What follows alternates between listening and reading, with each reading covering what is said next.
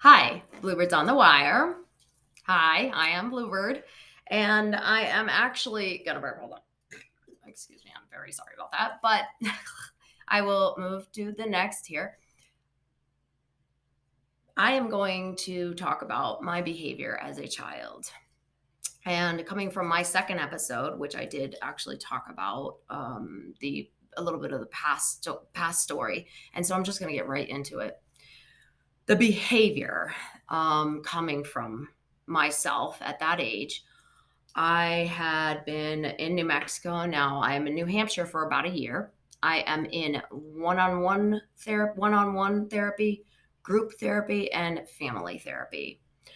And I am 9 years old at this time. I am consistently I'm going to these appointments 1 hour at a time, 3 times a week, each one.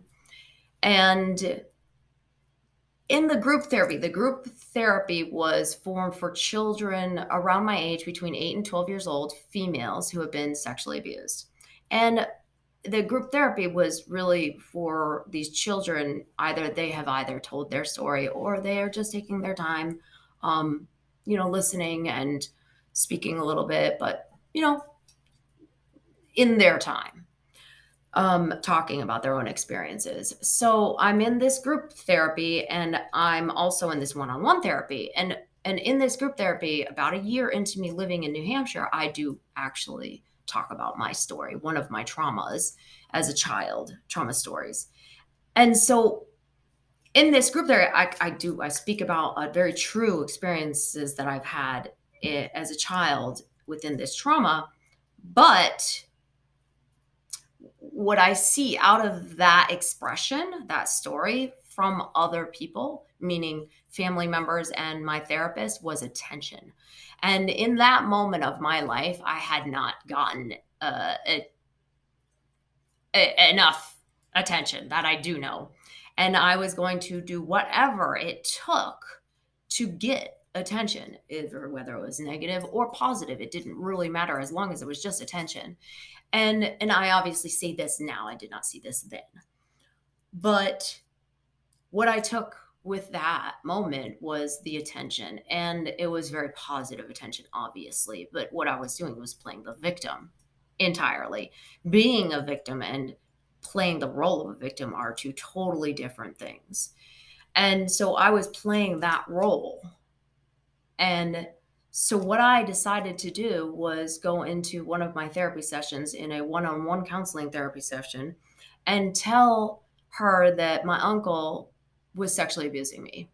Very false story. Very, very, very false story. And it was absolutely not okay to do something like that. But what I do understand is that, coming out of a situation of my situation prior to that, that it is a very, very common thing to do, is to tell fibs, stories, any story, to get attention.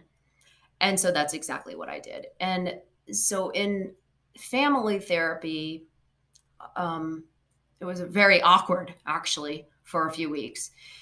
But what I saw at that moment was the disappointment in my uncle's eyes. It was so hard, actually. And in my life, I had never seen that, actually, somebody being disappointed in me.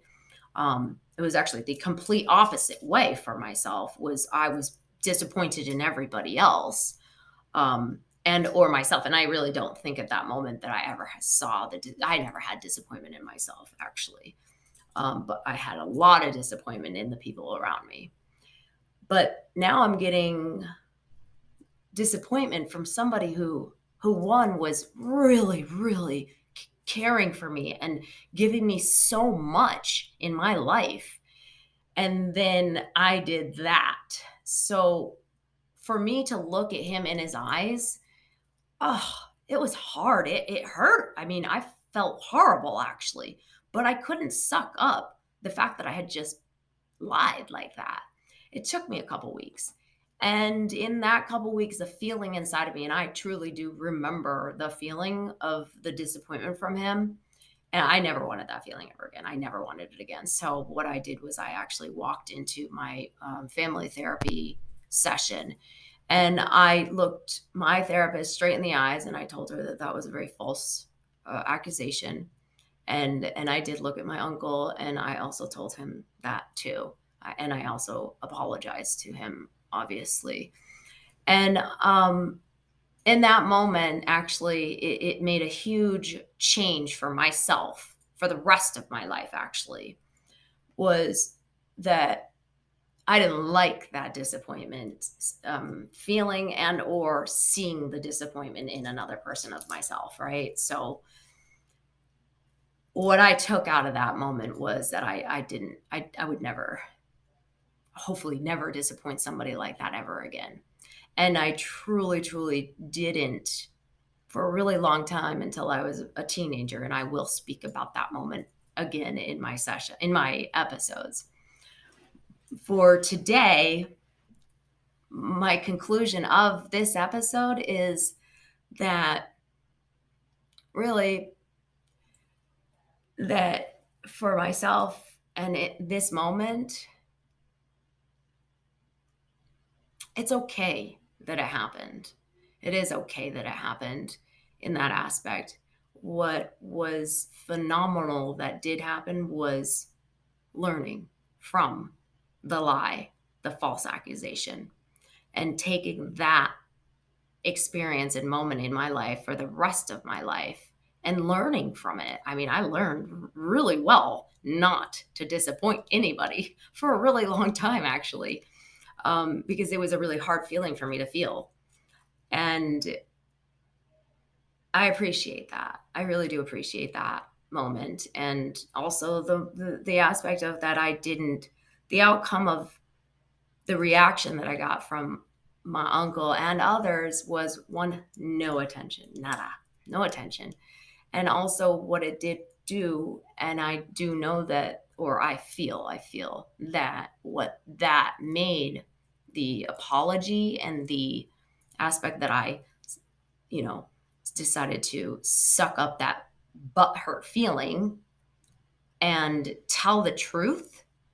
Well, in that moment, it did change my life for my behaviors for the rest of my life.